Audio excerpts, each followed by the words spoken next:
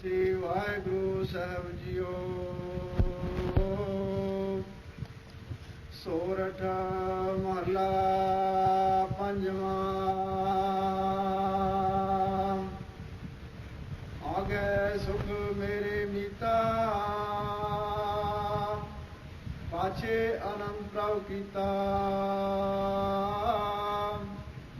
परमेश्वर बनत बनाई, फिर डोलत कतहु नाई। आगे सुख मेरे मीता, पाछे आनंद प्रभु कीता। परमेश्वर बनत बनाई, फिर डोलत कतहु नाई। साचे साहिब सो मन मानिया, हर सर्व निरंतर जानिया। राम सब जी तेरे दयाला, अपने भगत करੈ प्रतिपाला।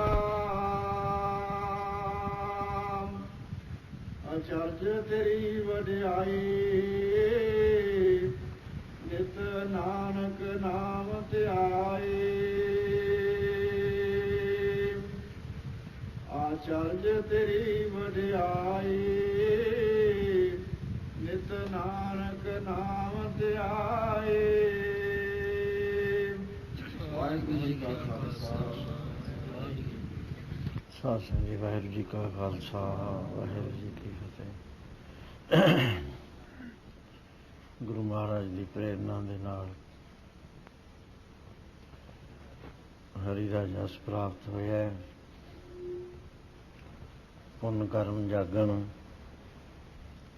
ਸਮਾਂ ਆਵਣੇ ਤਾਂ ਸਭ ਤੋਂ ਉੱਤਮ ਚੀਜ਼ ਜੋ ਸੰਸਾਰ ਵਿੱਚ ਹੈ ਉਹ ਪ੍ਰਾਪਤ ਹੋਇਆ ਕਰਦੀ ਹੈ। ਮਹਾਰਾਜ ਜੀ ਨੇ ਫਰਮਾਨ ਕੀਤਾ ਹੈ ਇੱਕ ਸ਼ਬਦ ਦੇ ਅੰਦਰ, ਜਿਸ ਦੇ ਅੰਦਰ ਬਹੁਤ ਸਾਧਨ ਗਿਣੇ ਨੇ। ਪਾਠ ਪੜ੍ਹਿਓ ਔਰ ਵੇਦ ਵਿਚਾਰਿਓ, ਨਿਵਲ ਭਿਅੰਗਮ ਸਾਧੇ, ਪੰਜ ਜਨਾ ਸੋ ਸੰਗ ਨਾ ਛੁਟਕਿਓ, ਅਧ ਕਹਾਨ ਬਹੁਤ ਵਾਧੇ। ਪਿਆਰੇ ਇਨ ਵਿਦ ਮਿਲ ਨਾ ਜਾਈ, ਮੈਂ ਕੀਏ ਕਰਮ ਅਨੇਕਾ। ਹਾਰ ਭਰਿਓ ਸੁਆਮੀ ਕੇ ਦੁਆਰਾ, ਦੀਜੈ ਬੁੱਧ ਵਿਵੇਕਾ। ਇਹਦੇ ਵਿੱਚ ਵਰਤ ਨੰਗੇ ਰਹਿਣਾ, ਪ੍ਰਾਣਾਯਾਮ ਕਰਨਾ, 84 ਆਸਣ ਲਾਉਣੇ, ਥਾਂ ਥਾਂ 'ਤੇ ਭਰਮਣ ਕਰਨਾ, ਤੀਰਥਾਂ ਦੇ ਉੱਤੇ ਫਿਰਦੇ ਰਹਿਣਾ। ਜਿੰਨੇ ਵੀ ਬਹਿਰੰਗ ਸਾਧਨ ਨੇ ਸਾਰੇ ਮਹਾਰਾਜ ਜੀ ਨੇ ਗਿਣੇ ਨੇ ਇਹਦੇ ਵਿੱਚ। ਤੇ ਅਖੀਰ ਦੇ ਉੱਤੇ ਆਪ ਫਰਮਾਉਂਦੇ ਨੇ ਕਿ ਪਿਆਰਿਓ, ਜੇ ਕਿਸੇ ਦੇ ਪੁੰਨ ਕਰਮ ਜਾਗ ਪੈਣ, ਪਰਮੇਸ਼ਰ ਦੀ ਉਹਦੇ ਉੱਤੇ ਕਿਰਪਾ ਹੋ ਜਾਵੇ, ਤਾਂ ਸਾਰਿਆਂ ਨਾਲੋਂ ਸ਼੍ਰੋਮਣੀ ਕਰਮ ਉਸ ਨੂੰ ਪ੍ਰਾਪਤ ਹੋ ਜਾਂਦਾ ਹੈ, ਜਿਸ ਦੇ ਕਰਨ ਨਾਲ ਉਹ ਭਵਜਲ ਦੇ ਵਿੱਚੋਂ ਤਰ ਜਾਂਦਾ। ਕਿਉਂਕਿ ਇਹ ਤਰਨ ਦਾ ਜੋ ਸਵਾਲ ਹੈ, ਇਹੀ ਸਾਡੇ ਸਾਹਮਣੇ ਇੱਕ ਬੜੀ ਸਮੱਸਿਆ ਬਣੀ ਹੋਈ ਹੈ। ਇੱਕ ਇਹਨਾਂ ਨੂੰ ਤਾਂ ਸੋਝੀ ਨਹੀਂ ਆਈ, ਇੱਕ ਇਹਨਾਂ ਨੂੰ ਸਭ ਸੋਝੀ ਹੋਈ। ਇੱਕ ਫਿਰਦੇ ਬੇਪਰਵਾਹ, ਇੱਕ ਬੇਪਰਵਾਹ ਫਿਰਦੇ ਨੇ ਜਿਨ੍ਹਾਂ ਨੂੰ ਇਸ ਗੱਲ ਦਾ ਗਿਆਨ ਤੱਕ ਨਹੀਂ ਹੈ ਤੇ ਨਾ ਸੋਝੀ ਹੈ ਕਿ ਸੰਸਾਰ ਵਿੱਚੋਂ ਜਦ ਜਾਣਾ ਹੈ, ਕਿੱਥੇ ਜਾਣਾ ਹੈ, ਕੀ ਸਾਡੇ ਨਾਲ ਹੋਏਗਾ, ਫੇਰ ਕਿ ਅੱਗੇ ਕੀ ਹੋਏਗਾ, ਉਹ ਵਿਚਾਰ ਨਹੀਂ। ਕਿਉਂਕਿ ਉਹਨਾਂ ਦੀ ਜੋ ਬੁੱਧੀ ਹੈ ਉਹ ਠਗਮੂਰੀ ਦੇ ਅਸਰ ਵਿੱਚ ਆ ਕੇ, ਮਾਇਆ ਦੇ ਨਸ਼ੇ ਵਿੱਚ ਆ ਕੇ ਉਹਨੇ ਸੋਚਣਾ ਛੱਡ ਦਿੱਤਾ। ਸਿਰਫ ਮਾਇਆ ਦੇ ਬਾਰੇ, ਦ੍ਰਿਸ਼ਟਮਾਨ ਬਾਰੇ ਸੋਚਦੀ ਹੈ, ਅਦ੍ਰਿਸ਼ ਬਾਰੇ ਇਸ ਨੂੰ ਕੋਈ ਗਿਆਨ ਨਹੀਂ ਹੈ। ਨਾ ਗਿਆਨ ਹੋਣ ਕਰਕੇ ਇਹ ਬੇਪਰਵਾਹ ਰਹਿੰਦਾ ਹੈ ਤੇ ਜੋ ਬਿਰਤੀ ਹੈ ਇਸਦੀ ਨਿੰਦਰਾ ਵਾਲੀ ਬਿਰਤੀ ਰਹਿੰਦੀ ਹੈ। ਜਾਗਨੀ ਇਹਨੂੰ ਆਉਂਦੀ, ਕਦੇ ਕਲੀਅਰ ਨਹੀਂ ਹੁੰਦਾ ਤੇ ਇਹਦਾ ਸਾਰਾ ਸਮਾਂ ਨਿੰਦਰਾ ਬਿਰਤੀ 'ਚ ਲੰਘ ਜਾਂਦਾ। ਮਾਇਆ ਦਾ ਮੋਹਿਆ ਹੋਇਆ, ਇਹਨੂੰ ਕੋਈ ਪਤਾ ਨਹੀਂ ਵੀ ਕੋਈ ਤਰਨ ਤਾਰਨ ਦੀ ਵੀ ਗੱਲ ਹੈ, ਕਿਤੇ ਲੰਘਣਾ ਵੀ ਹੈ। ਮੈਂ ਕਿਸੇ ਥਾਂ ਪਹੁੰਚ ਗਿਆ ਕਿ ਨਹੀਂ ਪਹੁੰਚਿਆ, ਅਜੇ ਸਮਾਂ ਖਤਮ ਹੋ ਗਿਆ, ਫੇਰ ਕੀ ਹੋਏਗਾ ਉਹਦੇ ਬਾਅਦ। ਇਹ ਬੜੇ ਸਵਾਲ ਨੇ ਜਿਹੜੇ ਜਾਗੇ ਹੋਏ ਮਨ ਵਿੱਚ ਆਇਆ ਕਰਦੇ ਨੇ।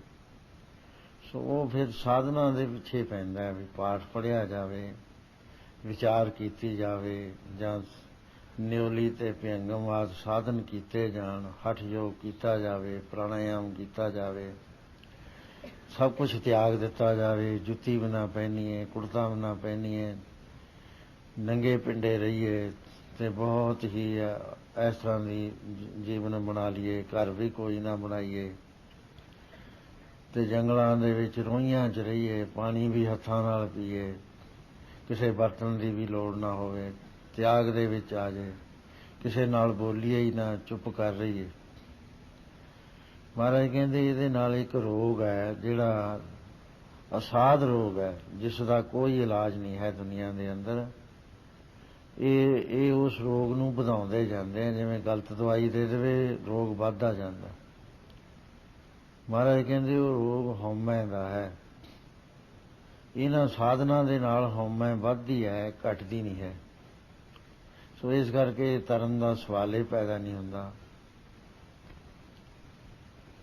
ਤੇ ਸਰੀਰ ਨੂੰ ਦੁੱਖ ਦਿੰਦਾ ਹੈ, ਤੰਗ ਕਰਦਾ ਹੈ। ਤੇ ਜੇ ਮਹਾਰਾਜ ਕਹਿੰਦੇ ਪੁੰਨ ਕਰਮ ਜਾਗ ਪੈਣ, ਕੋਈ ਸੇਵਾ ਕੀਤੀ ਹੋਈ, ਦਾਨ ਕਰਿਆ ਹੋਇਆ, ਸਾਧੂਆਂ ਦੇ ਬਚਨ ਸੁਣੇ ਹੋਏ, ਉਹਨਾਂ ਦੇ ਦਰਸ਼ਨਾਂ ਦਾ ਫਲ, ਗੁਰੂਆਂ ਦੀ ਬਾਣੀ ਦੀ ਵਿਚਾਰ ਦਾ ਫਲ ਜੇ ਇਹਨੂੰ ਪ੍ਰਾਪਤ ਹੋ ਜਾਵੇ ਤਾਂ ਦੋ ਚੀਜ਼ਾਂ ਦੀ ਪ੍ਰਾਪਤੀ ਹੁੰਦੀ ਹੈ ਜਿਹਦੇ ਨਾਲ ਇਹ ਤਰ ਜਾਇਆ ਕਰਦਾ। ਉਹ ਹੈ ਹਰ ਕੀਰਤ, ਸਾਧ ਸੰਗਤ ਹੈ, ਸਿਰ ਕਰ ਮਨ ਕੇ ਕਰਮਾ। ਹਰੀ ਦਾ ਜਸ ਗਾਉਣਾ ਤੇ ਸਾਧੂ ਦੀ ਸੰਗਤ ਸਾਰੇ ਸ਼੍ਰੋਮਣੀ ਕਰਮਾਂ ਦਾ ਕਰਮ ਹੈ, ਲੇਕਿਨ ਇਹ ਮਿਲਦੀ ਨਹੀਂ। ਕਹੋ ਨਾਨਕ ਤਿਸ ਭਇਓ ਪ੍ਰਾਪਤ, ਜਿਸ ਪੁਰਬ ਲਿਖੇ ਕਾ ਲੈਣ। ਮੱਥੇ 'ਚ ਲੇਖ ਲਿਖਿਆ ਹੋਵੇ, ਪੂਰਵ ਕਰਮ ਅੰਕਰ ਜਾ ਪ੍ਰਗਟਿਓ, ਭੇਟਿਓ ਪੁਰਖ ਰਸਕ ਬੈਰਾਗੀ। ਮਿਟਿਓ ਅੰਧੇਰ ਮਿਲਤ ਹਰ ਨਾਨਕ, ਜਨਮ ਜਨਮ ਕੀ ਸੋਈ ਜਾਗੀ। ਇਹਦੇ ਨਾਲ ਮਨ ਦਾ ਜੋ ਹਨੇਰਾ ਹੈ ਉਹ ਤਾਂ ਮਿਟਦਾ ਹੈ ਜੇ ਕੋਈ ਰਸਕ ਬੈਰਾਗੀ ਦਾ ਮੇਲ ਹੋ ਜਾਵੇ। ਰਸਕ ਬੈਰਾਗੀ ਮਹਾਂਪੁਰਸ਼ ਦਾ ਤੱਤ ਵੇਤੇ ਆਤਮ ਬਿਰਤੀ ਵਾਲੇ ਦਾ ਮਿਲਾਪ ਤਾਂ ਹੁੰਦਾ ਹੈ ਜੇ ਪਿਛਲਾ ਕੋਈ ਕਰਮ ਜਾਗ ਪਵੇ। ਸੋ ਇਹ ਕੋਈ ਐਵੇਂ ਚੀਜ਼ ਨਹੀਂ ਸਤਸੰਗ ਦੇ ਵਿੱਚ ਆ ਜਾਣਾ ਤੇ ਅੰਮ੍ਰਿਤ ਵੇਲੇ ਜਾਗਣਾ। ਇਹ ਕੋਈ ਪਰਮੇਸ਼ਰ ਦਾ ਹੀ ਕ੍ਰਿਸ਼ਮਾ ਹੈ ਕਿ ਆਦਮੀ ਨੂੰ ਸਹੀ ਰਸਤੇ ਦੇ ਉੱਤੇ ਪਾ ਦਿੱਤਾ। ਇੱਥੇ ਆ ਕੇ ਜੇ ਸਹੀ ਵਿਚਾਰ ਮਿਲ ਜਾਵੇ, ਸਹੀ ਸੇਧ ਮਿਲ ਜਾਵੇ, ਫਿਰ ਹੋਰ ਛੇਤੀ ਤਰੱਕੀ ਕਰ ਲਿਆ ਕਰਦਾ। ਸੋ ਇਸ ਤਰ੍ਹਾਂ ਦੇ ਨਾਲ ਇਹ ਸਤਸੰਗ ਪ੍ਰਾਪਤ ਹੋਣਾ, ਹਰੀ ਦਾ ਜਸ ਪ੍ਰਾਪਤ ਹੋਣਾ, ਇਹ ਕੋਈ ਪੁੰਨ ਕਰਮਾਂ ਦਾ ਫਲ ਹੋਇਆ ਕਰਦਾ। ਨਹੀਂ ਆਦਮੀ ਕੌਲ ਕਰ ਲੈਂਦਾ, ਬਹਾਨੇ ਲਾ ਲੈਂਦਾ, ਥੱਕਿਆ ਹੋਇਆ ਜੀ ਮੈਂ ਜਾ ਨਹੀਂ ਸਕਦਾ। ਲੇਕਿਨ ਇਹ ਹੈ ਕਿ ਇੱਥੇ ਤੱਕ ਤਾਂ ਤੁਸੀਂ ਪਹੁੰਚ ਗਏ, ਆਪਾਂ ਪਹੁੰਚ ਗਏ, ਹੁਣ ਅੱਗੇ ਕੀ ਕਰਨਾ ਹੈ? ਅੱਗੇ ਹੁੰਦੀ ਹੈ ਸਾਧੂ ਦੀ ਸੰਗਤ। ਸਾਧੂ ਦੀ ਸੰਗਤ ਦੇ ਵਿੱਚ ਜੋ ਬਚਨ ਹੁੰਦੇ ਨੇ, ਪਰਮੇਸ਼ਰ ਦੇ ਬਚਨ ਹੁੰਦੇ ਨੇ, ਉਹਦੇ ਬਚਨ ਦੀ ਜੇ ਕਮਾਈ ਕਰ ਲਵੇ ਫੇਰ ਚੱਲਦੀ ਹੈ ਗਾਹਾਂ ਗੱਲ। ਕਰਮ ਧਰਮ ਪਾਖੰਡ ਜੋ ਦੀਸੈ, ਤਿਨ ਜਮ ਜਗਾਤੀ ਲੂਟੈ। ਨਿਰਵਾਨ ਕੀਰਤਨ ਗਾਵੋ ਕਰਦੇ ਗਾ, ਨਿਮਖ ਸਿਮਰਤ ਜਿਰ ਛੂਟੈ। ਸੰਤੋ ਸਾਗਰ ਪਾਰ ਉਤਰੀਐ, ਜੇ ਕੋ ਬਚਨ ਕਮਾਵੈ ਸੰਤਨ ਕਾ, ਸੋ ਗੁਰ ਪ੍ਰਸਾਦੀ ਤਰੀਐ। ਮਹਾਰਾਜ ਕਹਿੰਦੇ ਸਾਧੂ ਦੀ ਸੰਗਤ ਤਾਂ ਪ੍ਰਾਪਤ ਹੋ ਗਈ, ਫੇਰ ਜੇ ਉਹਦੇ ਬਚਨ ਦੀ ਕਮਾਈ ਕਰੀ ਜਾਵੇ ਫੇਰ ਕਹਿੰਦੇ ਤਰ ਜਾਂਦਾ। ਸਾਧੂ ਦੀ ਸੰਗਤ ਪ੍ਰਾਪਤ ਹੋ ਕੇ ਫਲ ਤਾਂ ਮਿਲ ਗਿਆ ਉਸ ਨੂੰ, ਜੋ ਉਹਦੇ ਦਰਸ਼ਨਾਂ ਦਾ ਫਲ ਹੈ, ਉਹਦੇ ਬਚਨਾਂ ਨੂੰ ਸੁਣਨ ਦਾ ਫਲ ਹੈ। ਲੇਕਿਨ ਜਿੰਨੀ ਦੇਰ ਤੱਕ ਕਮਾਈ ਨਹੀਂ ਕਰਦਾ ਉਨੀ ਦੇਰ ਤੱਕ ਉਸ ਪੁਆਇੰਟ ਤੇ ਆ ਕੇ ਫੇਰ ਹੋ ਗਿਆ। ਕਮਾਈ ਕਰਨੀ ਹੱਦ ਤੋਂ ਜ਼ਿਆਦਾ ਔਖੀ ਹੈ, ਕਿਉਂਕਿ ਬਹੁਤ ਔਖੀ ਹੈ। ਇਹਦੇ ਵਿੱਚ ਜਿੰਨੀ ਦੇਰ ਤੱਕ ਆਦਮੀ ਦੇ ਅੰਦਰ ਮੈਂ ਦੀ ਮਨੌਤ ਰਹਿੰਦੀ ਹੈ, ਆਪਣੇ ਆਪ ਨੂੰ ਬਚਾ ਕੇ ਰੱਖਦਾ ਹੈ, ਉਨੀ ਦੇਰ ਤੱਕ ਕਮਾਈ ਨਹੀਂ ਹੋ ਸਕਦੀ। ਤੇ ਉਹਦੇ ਵਾਸਤੇ ਮਹਾਰਾਜ ਕਹਿੰਦੇ ਕਿ ਪਹਿਲਾਂ ਮੈਂ ਨੂੰ ਮਾਰਨਾ ਕਬੂਲ ਕਰ, ਪਹਿਲਾ ਮਰਨ ਕਬੂਲ, ਜੀਵਨ ਕੀ ਛਾਡਾਸ, ਹੋ ਸਭਨ ਕੀ ਰੇਣਕਾ, ਤਾਂ ਆਓ ਹਮਾਰੇ ਪਾਸ। ਸੋ ਇਹ ਜੋ ਮਹਾਰਾਜ ਨੇ ਆਪਾਂ ਨੂੰ ਹੁਕਮਨਾਮਾ ਦਿੱਤਾ ਹੈ, ਉਹਦੇ 'ਚ ਇੱਕ ਬਚਨ ਮਹਾਰਾਜ ਜੀ ਦਾ ਆਇਆ, ਸਾਰਿਆਂ ਨੇ ਧਿਆਨ ਨਾਲ ਸੁਣਿਆ। ਉਹ ਇਹ ਹੈ ਕਿ ਜੇ ਉਹ ਬਚਨ ਮੰਨ ਲਿਆ ਜਾਵੇ ਤਾਂ ਸਾਨੂੰ ਅੱਗੇ ਵੀ ਸੁੱਖ ਤੇ ਪਿੱਛੇ ਵੀ ਸੁੱਖ। ਸੁਖ ਦਾ ਜੀਵਨ ਹੋ ਜਾਏਗਾ, ਦੁੱਖ ਦਾ ਨਾਮ ਨਿਸ਼ਾਨ ਨਹੀਂ ਰਹੇਗਾ। ਉਹ ਇਹ ਹੈ ਕਿ ਮਨ ਮੰਨ ਜਾਣਾ ਵਾਹਿਗੁਰੂ ਦੇ ਨਾਲ। ਮਨ ਨਹੀਂ ਸਾਡਾ ਮੰਨਦਾ, ਪਹਿਲਾਂ ਤਾਂ ਸਾਡੇ ਧਿਆਨ ਵਿੱਚ ਵਾਹਿਗੁਰੂ ਨਹੀਂ ਆਉਂਦਾ। ਫੇਰ ਜੇ ਆਉਂਦਾ ਹੈ ਤਾਂ ਬਿਜਲੀ ਦੇ ਲਿਸ਼ਕਾਰੇ ਮੰਗਣ ਲੱਗ ਜਾਂਦਾ, ਮੁੜ ਕੇ ਅਸੀਂ ਉੱਥੇ ਹੀ ਫੇਰ ਆ ਜਾਂਦੇ। ਮਹਾਰਾਜ ਕਹਿੰਦੇ ਸਾਡਾ ਮਨ ਮੰਨ ਗਿਆ ਵਾਹਿਗੁਰੂ ਨਾਲ, ਤੇ ਮਨ ਮੰਨਣ ਦੇ ਨਾਲ ਕੀ ਹੋ ਗਿਆ, ਅਸੀਂ ਦੇਖ ਲਿਆ ਵੀ ਉਹ ਤਾਂ ਘਟ ਘਟ ਦੇ ਵਿੱਚ ਵਿਆਪਕ ਹੈ, ਕੋਈ ਥਾਂ ਐਸਾ ਨਹੀਂ ਜਿੱਥੇ ਉਹ ਨਹੀਂ ਹੈ। ਹੁਣ ਸਾਨੂੰ ਭੁੱਲਦਾ ਨਹੀਂ ਹੈ ਕਦੇ ਵੀ, ਕਿਉਂ ਮਨ ਨੇ ਮੰਨ ਲਿਆ। ਪਹਿਲਾਂ ਮਨ ਮੰਨਦਾ ਨਹੀਂ, ਕਹਿੰਦਾ ਨਹੀਂ ਇੱਥੇ ਨਹੀਂ ਹੈ। ਮਾੜੀ ਜੀ ਕੋਈ ਔਕੜ ਆ ਜਾਵੇ ਘਬਰਾ ਜਾਂਦਾ, ਪਰਮੇਸ਼ਰ ਪਾਸੇ ਹਟ ਜਾਂਦਾ। ਉਹਦੇ ਮਨ ਨੇ ਮੰਨਿਆ ਨਹੀਂ, ਨਾਲ ਰਹਿੰਦਾ ਹੋਇਆ ਉਹਦਾ ਕੋਈ ਫਾਇਦਾ ਨਹੀਂ ਉਹ ਉਠਾ ਸਕਦਾ, ਉਹਦੇ ਨਾਲ ਸੰਪਰਕ ਨਹੀਂ ਹੋ ਸਕਦਾ, ਕਿਉਂਕਿ ਮਨ ਨਹੀਂ ਮੰਨਿਆ। ਜਦੋਂ ਮਨ ਮੰਨ ਜਾਂਦਾ ਹੈ, ਮਹਾਰਾਜ ਨੇ ਮਨ ਮੰਨਣ ਦੀਆਂ 4 ਪੌੜੀਆਂ ਜਪਜੀ ਸਾਹਿਬ ਜੀ ਦੇ ਅੰਦਰ ਫਰਮਾਈਆਂ। ਅੱਗੇ ਜਾ ਕੇ ਬਾਣੀ ਦੇ ਅੰਦਰ ਫੇਰ ਮਨ ਦੇ ਮੰਨਣ ਦੀਆਂ 4 ਪੌੜੀਆਂ ਫੇਰ ਕਹੀਆਂ ਨੇ। ਉਹਦੇ 'ਚ ਮਹਾਰਾਜ ਜੀ ਨੇ ਵਿਆਪਕ ਨਾਮ ਦੇ ਨਾਲ ਮਨ ਮੰਨਣ ਦਾ ਜ਼ਿਕਰ ਕਰਦਿਆਂ ਹੋਇਆਂ ਮੰਨੈ ਕੀ ਗਤ ਕਹੀ ਨਾ ਜਾਏ, ਜੇ ਕੋ ਕਹੈ ਪਿਛਾ ਵਿਸਤਾਏ। ਉਹਦੀ ਗਤੀ ਇੰਨੀ ਉੱਚੀ ਹੋ ਜਾਂਦੀ ਹੈ ਕਿ ਕੋਈ ਸੰਸਾਰ 'ਚ ਉਹਦੇ ਬਾਰੇ ਕਹਿ ਨਹੀਂ ਸਕਦਾ। ਕਿਸੇ ਨੂੰ ਪਤਾ ਨਹੀਂ, ਕੋਈ ਜਾਣਦਾ ਹੀ ਨਹੀਂ ਵੀ ਉਹਨੂੰ ਕਹੀਏ ਕਿਵੇਂ, ਕਿਉਂਕਿ ਉਹਦੀ ਅਵਸਥਾ ਇੰਨੀ ਉੱਚੀ ਹੋ ਜਾਂਦੀ ਹੈ ਕਿ ਸਾਡੇ ਅਨੁਭਵ ਵਿੱਚ ਉਹ ਆਉਂਦੀ ਨਹੀਂ ਹੈ, ਸਾਡੀ ਬੁੱਧੀ ਉਸ ਨੂੰ ਫੜਦੀ ਨਹੀਂ ਹੈ। ਮੰਨੇ ਕਾਵਹਿ ਕਰਨ ਵਿਚਾਰ ਕਰਦੇ ਨੇ। ਸੋ ਮਹਾਰਾਜ ਕਹਿੰਦੇ ਵੀ ਐਸਾ ਨਾਮ ਹੈ ਜੋ ਪਰਮੇਸ਼ਰ ਦਾ ਪਰਿਪੂਰਨ, ਜਿਹਨੇ ਸਾਰਿਆਂ ਨੂੰ ਧਾਰਨ ਕੀਤਾ ਹੋਇਆ, ਉਹਦੇ ਨਾਲ ਮਨ ਨਹੀਂ ਮੰਨਦਾ। ਪਹਿਲਾਂ ਤਾਂ ਸਾਨੂੰ ਅਸੀਂ ਆਪਣੇ ਆਪ ਨੂੰ ਸਰੀਰ ਸਮਝਣ ਤੋਂ ਹਟਦੇ ਹੀ ਨਹੀਂ ਹਾਂ, ਕਿਉਂਕਿ ਐਡਾ ਗਾੜਾ ਸਾਡਾ ਇਹਦੇ ਨਾਲ ਸੰਬੰਧ ਪੈ ਗਿਆ। ਇਹਦਾ ਨਾਂ ਸਾਡੇ ਵਿੱਚ ਆ ਗਿਆ, ਜਾਤ ਆ ਗਈ, ਗੋਤ ਆ ਗਿਆ, ਇਹਦੀ ਮਲਕੀਅਤ ਆ ਗਈ। ਮੇਰੀਆਂ ਕੋਠੀਆਂ, ਮੇਰੇ ਪੈਸੇ, ਮੇਰੇ ਰਿਸ਼ਤੇਦਾਰ, ਮੇਰੇ ਪੁੱਤਰ, ਮੇਰੀਆਂ ਧੀਆਂ, ਉਹ ਸਾਰਿਆਂ ਨੇ ਸਾਨੂੰ ਘੇਰ ਲਿਆ। ਜੋ ਕੁਛ ਅਸੀਂ ਇਹਦੇ ਵਿੱਚ ਰਹਿੰਦੇ ਹਾਂ, ਤੇ ਅਸੀਂ ਇਸ ਤੋਂ ਆਪਣੇ ਆਪ ਨੂੰ ਲਾਂਭੇ ਨਹੀਂ ਕਰ ਸਕਦੇ, ਕਿਉਂਕਿ ਮਨ ਇੱਧਰਲੇ ਪਾਸੇ ਤਾਂ ਮੰਨਿਆ ਹੋਇਆ ਜੋ ਛਿਨ ਭੰਗਰ ਤੇ ਛੱਡ ਜਾਣ ਵਾਲੀਆਂ ਚੀਜ਼ਾਂ ਨੇ। ਜਿਹੜਾ ਹਰ ਵਕਤ ਨਾਲ ਰਹਿੰਦਾ ਉਹਦੇ ਨਾਲ ਮਨ ਨਹੀਂ ਮੰਨਦਾ। ਸੰਗ ਸਹਾਈ ਸੁਆਵੇ ਨਾ ਚੀਤ, ਜੋ ਬਹਿਰਾਈ ਤਾਂ ਸਿਉ ਪ੍ਰੀਤ। ਬਲੂਆ ਕੈ ਗ੍ਰਹਿ ਪੀਤਰ ਵਸੈ, ਅੰਧਕੇਲ ਮਾਇਆ ਰੰਗ ਰਸੈ। ਦਿਲ ਕਰ ਮਾਨੈ ਮਨੈ ਪਤੀ, ਕਾਲ ਨਾ ਆਵੈ ਮੂੜੇ ਚੀ। ਬੈਰ ਵਿਰੋਧ ਕਾਮ ਕ੍ਰੋਧ ਮੋਹ, ਝੂਠ ਵਿਕਾਰ ਮਹਾ ਲੋਭ ਤਰੋ।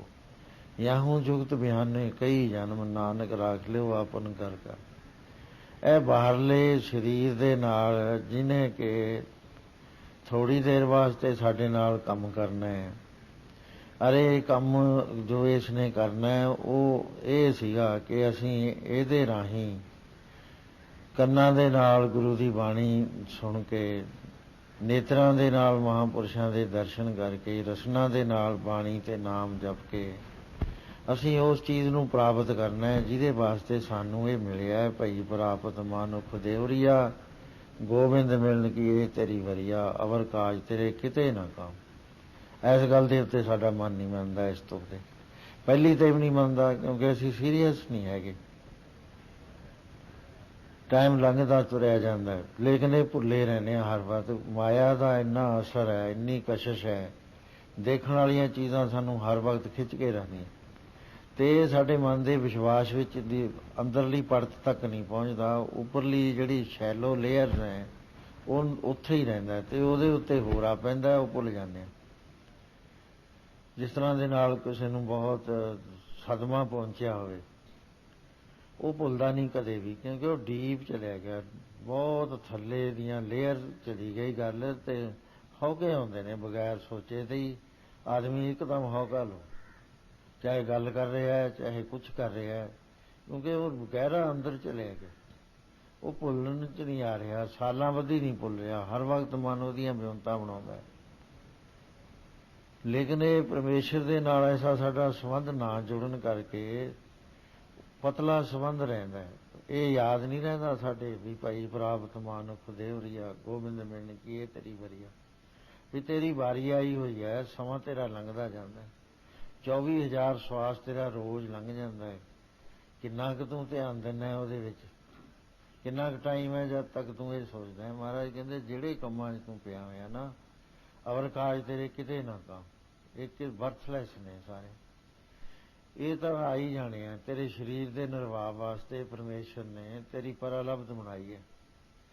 ਉਹ ਤੈਨੂੰ ਉਸੇ ਤਰ੍ਹਾਂ ਦੇ ਨਾਲ ਨੱਕ ਹੱਥ ਖਸਮ ਹੱਥ ਕਿਰਤ ਧੱਕੇ ਦੇ, ਜਹਾਂ ਦਾਣੇ ਤਹਾਂ ਖਾਣੇ ਨਾਨਕਾ ਸੋਚੇ। ਤੇਰੇ ਹੱਥ ਵਿੱਚ ਨਹੀਂ ਹੈ, ਇਸ ਕਾ ਬਲ ਨਹੀਂ ਇਹ ਸਾਥ, ਕਰਨ ਕਰਾਵਨ ਸਰਬ ਕੋ ਨਾਲ। ਲੇਕਿਨ ਉਹ ਓਨ ਕਰਦਾ ਹੈ, ਓਨ ਕਰਨ ਦੇ ਨਾਲ ਕੰਮਾਂ 'ਚ ਪੈਂਦਾ ਹੈ। ਮਹਾਰਾਜ ਕਹਿੰਦੇ ਇਹ ਵਰਥਲੈਸ ਨੇ, ਤੇਰੇ ਕਿਸੇ ਕੰਮ ਨਹੀਂ ਆਉਣੇ। ਮਿਲ ਸਾਧ ਸੰਗਤ ਭਜ ਕੇਵਲ ਨਾਮ। ਜੇ ਕੰਮ ਲੈਣਾ ਹੈ ਤਾਂ ਤੂੰ ਸਾਧੂਆਂ ਦੀ ਸੰਗਤ ਜਾ, ਤਤ ਵੇਤੇ ਮਹਾਂਪੁਰਸ਼ਾਂ ਦੀ, ਜਿਹੜੇ ਬਰਮ ਨੇਸ਼ਤੀ ਨੇ, ਬਰਮ ਸਰੋਤਰੀ ਨੇ ਤੇ ਬਰਮ ਵਕਤ ਨੇ, ਹਰ ਵਕਤ ਬਰਮ ਵਿੱਚ ਲੀਨ ਰਹਿੰਦੇ ਨੇ, ਜਿਨ੍ਹਾਂ ਨੂੰ ਪਰਮੇਸ਼ਰ ਕਦੇ ਨਹੀਂ ਭੁੱਲਦਾ। ਉਹਨਾਂ ਦੀ ਸੰਗਤ 'ਚ ਜਾ ਕੇ ਤੂੰ ਕੇਵਲ ਨਾਮ ਜਪ, ਨਾਮ ਨੂੰ ਸਮਝਣ ਦਾ ਯਤਨ ਕਰ, ਨਾਮ ਦੇ ਨਾਲ ਮਨ ਨੂੰ ਮਨਾ।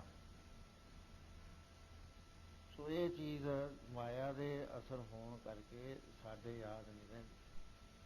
ਤੇ ਦੂਸਰਾ ਜਿਹੜਾ ਪਰਮੇਸ਼ਰ ਦੀ ਪਰਿਪੂਰਨਤਾ ਹੈ, ਅੰਦਰ ਵੀ ਹੋਈ ਬਾਹਰ ਵੀ ਹੋਈ, ਸੋ ਅੰਤਰ ਸੋ ਬਾਹਰ ਆਨੰਦ, ਘਟ ਘਟ ਵਿਆਪ ਰਿਹਾ ਭਗਵਾਨ।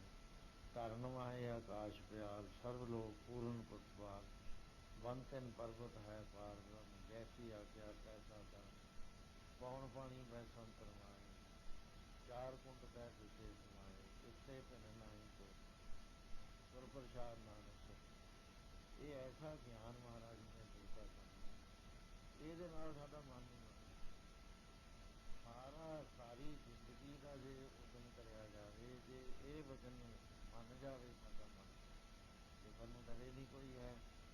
ਜਿੰਨੀ ਦੇਰ ਤੱਕ ਆਦਮੀ ਡਰਦਾ ਹੈ, ਜਿੰਨੀ ਦੇਰ ਤੱਕ ਘਬਰਾਉਂਦਾ ਹੈ, ਇਹਦਾ ਮਤਲਬ ਹੈ ਵੀ ਉਹ ਥਿਓਰੀਟੀਕਲੀ ਤਾਂ ਗੱਲ ਸਮਝਣ ਦਾ ਯਤਨ ਕਰਦਾ ਹੈ, ਲੇਕਿਨ ਪ੍ਰੈਕਟੀਕਲੀ ਨਹੀਂ ਹੈ ਉਹਦੇ ਵਿੱਚ ਆਈ, ਕਿਉਂਕਿ ਨੇਚਾ ਨਹੀਂ ਹੈ ਉਹਦਾ ਵੀ ਮੇਰੇ ਨਾਲ ਵਾਹਿਗੁਰੂ ਰਹਿੰਦਾ। ਜਿਹਦਾ ਨਿਚਾ ਹੈ ਉਹਨਾਂ ਦੀ ਕਿਰਿਆ ਹੋਰ ਹੁੰਦੀ ਹੈ। ਬਾਬਾ ਭਾਗ ਸਿੰਘ ਜੀ ਹਜ਼ੂਰ ਸਾਹਿਬ ਦੀ ਯਾਤਰਾ ਨੂੰ ਜਾਂਦੇ, ਵਿੰਧਿਆਚਲ ਪਰਬਤ ਤੇ ਉਸ ਥਾਂ ਤੇ ਪਹੁੰਚ ਗਏ, ਜਿਹੜੇ ਥਾਂ ਦੇ ਉੱਤੇ ਜੰਗਲ ਦੇ ਅੰਦਰ ਬੜੇ ਸ਼ੇਰ ਰਹਿੰਦੇ, ਜਿਵੇਂ ਕਾਨੇ ਕਾਛੇ ਰਹਿੰਦੇ ਨੇ ਮੱਧ ਪ੍ਰਦੇਸ਼ 'ਚ, ਇਸ ਤਰ੍ਹਾਂ ਬਹੁਤ ਸ਼ੇਰ ਰਹਿੰਦੇ ਸੀ। ਤੇ ਸ਼ਾਮ ਪੈ ਗਈ, ਲੰਘਣ ਵਾਲਿਆਂ ਨੇ ਕਿਹਾ, ਬਾਬਾ ਇੱਥੇ ਰਾਤ ਨੂੰ ਸ਼ੇਰ ਆਉਂਦੇ ਨੇ ਪਾਣੀ ਪੀਣ, ਜਿੱਥੇ ਤੂੰ ਬੈਠਾ ਹੈ ਇੱਥੇ ਖਾ ਜਾਂਦੇ ਨੇ ਬੰਦੇ ਨੂੰ, ਤੂੰ ਐਂ ਕਰ ਨਾਲ ਪਿੰਡ ਹੈ ਉੱਥੇ ਚੱਲ। ਕਿਸੇ ਦੀ ਨਾ ਸੁਣੀ, ਕਈਆਂ ਨੇ ਸਲਾਹ ਦਿੱਤੀ, ਪਿੰਡ ਵੱਲੋਂ ਵੀ ਆਏ ਇਕੱਠੇ ਹੋ ਕੇ ਵੀ ਸਾਧੂ ਬੰਦਾ ਹੈ, ਐਵੇਂ ਨਾ ਸ਼ੇਰ ਖਾ ਜਾਣ, ਦੋਸ਼ ਲੱਗੂ ਸਾਨੂੰ, ਦੱਸ ਦਈਏ ਉਹਨੂੰ। ਬਾਬਾ ਜੀ ਕਹਿਣ ਲੱਗੇ ਤੁਸੀਂ ਨਿਸ਼ਚਿੰਤ ਰਹੋ, ਕੋਈ ਫਿਕਰ ਨਾ ਕਰੋ। ਦੂਸਰੇ ਦਿਨ ਸਵੇਰੇ ਹੀ ਆਏ ਵੀ ਸੰਤਾਂ ਨੂੰ ਦੇਖੀਏ ਹੈਗੇ ਕਿ ਨਹੀਂ। ਉਹ ਹਜ਼ਾਰ 'ਚ ਆ ਕੇ ਦੇਖਦੇ ਨੇ, ਉਹ ਜਿਵੇਂ ਸਮਾਧੀ ਸਥਿਤ ਬੈਠੇ ਨੇ। ਆਲੇ ਦੁਆਲੇ ਦੇਖਦੇ ਨੇ ਤਾਂ ਉਹਦੇ ਚੱਕਰ ਕੱਢੇ ਹੋਏ ਨੇ, ਇੱਕ ਸ਼ੇਰ ਨੇ ਨਹੀਂ, ਜਿੰਨੇ ਵੀ ਆਏ ਹਰੇਕ ਨੇ ਉਹਨੂੰ ਸੁੰਘਿਆ ਤੇ ਉਹਦੇ ਆਲੇ ਦੁਆਲੇ ਚੱਕਰ ਕੱਢਿਆ।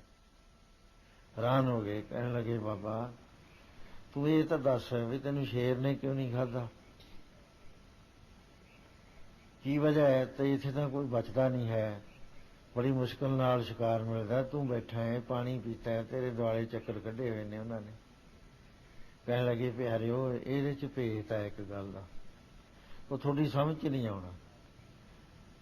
ਕਹਿਣ ਲੱਗੇ ਸਾਨੂੰ ਸਮਝਾਓ ਤਾਂ ਸਹੀ। ਕਹਿਣ ਲੱਗੇ ਆ ਜਿਹੜਾ ਦਿਸਦਾ ਹੈ ਨਾ, ਇਹਦੇ ਉਰਲੇ ਇੱਕ ਆਤਮਾ ਹੈ, ਸਾਰੀ ਹੀ ਆਤਮਾ। ਉਹ ਸ਼ੇਰ ਦਾ ਵੀ ਉਹੀ ਆਤਮਾ ਹੈ, ਮੇਰਾ ਵੀ ਉਹੀ ਆਤਮਾ ਹੈ, ਮੇਰੇ ਤੇ ਸ਼ੇਰ ਵਿੱਚ ਕੋਈ ਫਰਕ ਨਹੀਂ ਹੈ। ਉਹ ਮੈਂ ਆ ਤੇ ਮੈਂ ਉਹ ਆ। ਤੇ ਜਦੋਂ ਇਹ ਇੱਕੋ ਹੀ ਆਤਮਾ ਹੈ, ਫਿਰ ਆਤਮਾ ਨੂੰ ਕਿਸ ਨੇ ਖਾਣਾ ਸੀ। ਜਦ ਦੁਆਇਤ ਦੀ ਦ੍ਰਿਸ਼ਟੀ ਉਹ ਨਹੀਂ ਹੈ, ਫਿਰ ਦੂਜਾ ਨਹੀਂ ਹੋਇਆ ਕਰਨਾ। ਐਸੇ ਇੱਕ ਮਹਾਤਮਾ ਸੀਗੇ ਸ਼ਾਮ ਸਿੰਘ, ਉਹਨਾਂ ਦੇ ਜਦ ਦਰਸ਼ਨ ਕਰਨ ਜਾਣੇ ਤਾਂ ਜੰਗਲ 'ਚ ਰਹਿੰਦੇ ਸੀ ਰਿਸ਼ੀਕੇਸ਼ ਦੇ ਉਤਲੇ ਪਾਸੇ, ਤਾਂ ਹੈਰਾਨ ਹੋ ਜਾਣਾ। ਕਦੇ ਕਦੇ ਹੀ ਉਹ ਆਉਂਦੇ ਹੁੰਦੇ, ਮਿਲਦੇ ਨਹੀਂ ਸੀ ਹੁੰਦੇ, ਤਾਂ ਦੇਖਣਾ ਵੀ ਉੱਥੇ ਜਿੱਥੇ ਸ਼ੇਰ ਬੈਠਾ ਨਾਲ ਹੀ ਹਰਨ ਬੈਠਾ ਕੋਲ ਹੀ, ਦੋਹਾਂ ਦਾ ਵਿਰੋਧੀ ਭਾਵ ਖਤਮ। ਤੇ ਮਹਾਂਪੁਰਸ਼ਾਂ ਨੂੰ ਇੱਕ ਵਾਰੀ ਪੁੱਛਿਆ ਵੀ ਇਹ ਕੀ ਕਿਰਿਆ ਹੈ, ਤੁਹਾਡੇ ਦੁਆਲੇ ਜਿੰਨੇ ਵਿਰੋਧੀ ਭਾਵਾਂ ਦੇ ਜਾਨਵਰ ਨੇ, ਇੱਕ ਦੂਜੇ ਨੂੰ ਖਾ ਜਾਣ ਵਾਲੇ, ਉਹ ਤੁਹਾਡੇ ਆਲੇ ਦੁਆਲੇ ਕਿਉਂ ਬੈਠਦੇ ਆ? ਕਹਿਣ ਲੱਗੇ ਵੀ ਇਹਦੇ ਵਿੱਚ ਆਤਮਾ ਇੱਕੋ ਹੀ ਹੈ, ਪਰਮੇਸ਼ਰ ਹੈ ਸਾਰਿਆਂ ਦੇ ਅੰਦਰ।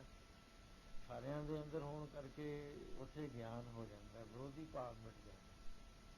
ਉਹਨਾਂ ਦੀ ਬਿਰਤੀ ਦੇ ਨਾਲ ਆਲੇ ਦੁਆਲੇ ਦੀਆਂ ਵੀ ਜਿਹੜੇ ਸੀਗੇ ਉਹਨਾਂ ਦੀ ਬਿਰਤੀ ਬਦਲ ਜਾਂਦੀ।